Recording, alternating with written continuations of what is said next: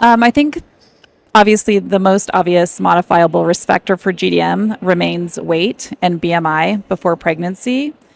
But we know that there are some women who develop GDM who are not overweight or obese before pregnancy, especially in the Asian population. Our work has shown that there are signs often before pregnancy of either elevated glucose levels, but not at a level that is diagnostic of diabetes. So elevated glucose levels or biomarkers of cardiometabolic risk. We found adiponectin and sex hormone binding globulin also helped us identify people who were at high risk of gestational diabetes. But there are a lot of questions about among the population where BMI is not the highest risk factor. How do we improve glucose levels? How do we modify risk of gestational diabetes? And I think that's an area we need to understand better. But in the meantime, I think the most obvious preconception early pregnancy interventions that we know are effective are diet and physical activity aimed at reducing weight before pregnancy, if possible.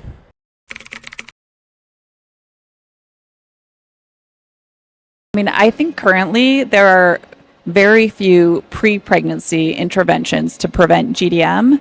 And I think the reasons for that is that it can be really challenging to identify women who are going to get pregnant, who you would want to intervene on. So most of the studies that we have actually start during pregnancy, which we think might be too late. But even early pregnancy interventions that focused on diet and physical activity, there have been meta-analyses that have shown that they are effective at reducing gestational diabetes. But an area that I would really like to try to pursue in the future is preconception interventions. And I think in order to make it feasible, we might need to target women with a prior GDM pregnancy so that we know these are high risk populations.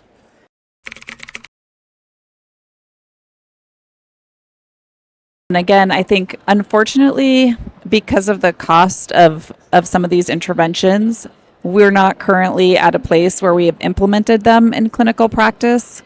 I think that's an area that we probably need to work on, proving that it is cost effective to prevent GDM by implementing some of these interventions. I think some interesting areas in the future, I think there's a lot of interest right now in whether continuous glucose monitors can be used to early screen for gestational diabetes. That might be a way to identify early in pregnancy those who are at risk of developing gestational diabetes to intervene on at the start of pregnancy. But currently, I think this is one of the problems that I was trying to emphasize in my talk is that we need things that are feasible for implementation in clinical practice. And I think that's an area that we currently just don't have.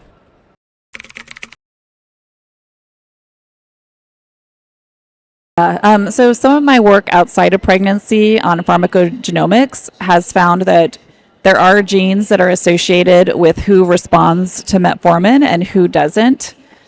I think one area, so there's a couple things. I think we might be able to use that same approach during pregnancy to identify who would respond to metformin and who wouldn't during pregnancy. In terms of the ability to predict postpartum diabetes, I still think we have shown that postpartum interventions focused on diet and physical activity are effective at reducing progression to diabetes. And I think that that is probably our best bet for reducing the development of just type 2 diabetes after a GDM pregnancy. Once someone has developed diabetes and needs to take metformin, we do know there are some genetic factors that predict who's going to respond to metformin and who isn't, because we do know that about a third of people do not respond well to metformin. So we have some ability to predict who those people are. But again, I think that idea of like precision medicine and using genetic and other like biomarkers to identify who's going to respond to specific medications is a promising area. But again, there's cost associated with doing this additional testing to identify who's at risk. And I think that's one of the limitations that we've had, at least in the United States, in getting these precision medicine components implemented into clinical practice.